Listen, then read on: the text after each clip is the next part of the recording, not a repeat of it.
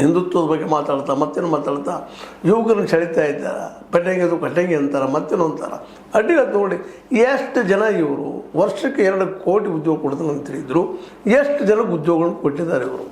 ಅದು ಹಿಂದೂಗಳಿಗೆ ಕೊಡಲ್ರಿ, ಬಿದ್ದ ಮಕ್ಕಳಿಗೆ ಕೊಡಲ್ರಿ, ಬಟ್ಟೆಗೆ ಕಟ್ಟಂಗಿ ಎಲ್ಲರೂ ಒಂದೊಂದು ಹೇಳ್ತೀರಿ, ಎಲ್ಲರೂ ಕೊಡ್ರಿ, ಉದ್ಯೋಗ ಕೊಟ್ಟಿದ್ದೀರೇನ್ರಿ?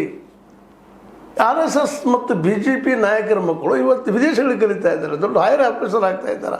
ಎಂದೋ ಒಮ್ಮೆ ದಸರಾಗೋ ಇನ್ನೊಂದು ಬಂದ ಒಂದಿಷ್ಟು ಸದಾ ವತ್ಸಲೆ ಅಂತೇಳಿ ಪೂಜೆ ಮಾಡಿ ಹೋದ್ರೆ ಆಯ್ತಾ ಅಂತ ಪ್ರಶ್ನೆ ಮಾಡ್ತಾ ಇದ್ದಾರೆ.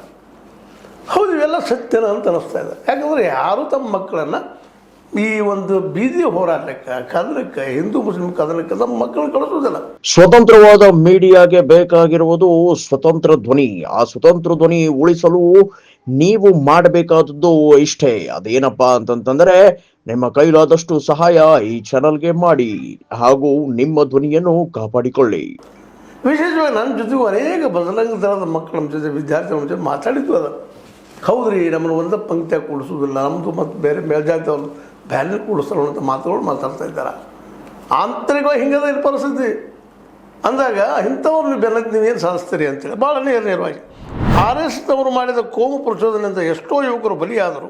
ಹಿಂದುಳಿದ ವರ್ಗದವರು, ದಲಿತರು, ಆರ್ಥಿಕವಾಗಿ ಹಿಂದುಳಿದವರು ಇವರು ಗುರಿ.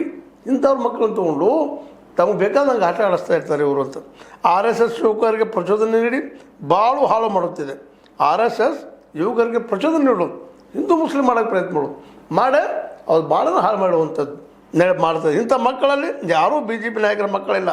ಅವರು ಎಲ್ಲೂ ಪೂರ್ಣ ಪ್ರಮಾಣದ ಪ್ರಚಾರ ಕೆಲಸ ಮಾಡಲ್ಲ.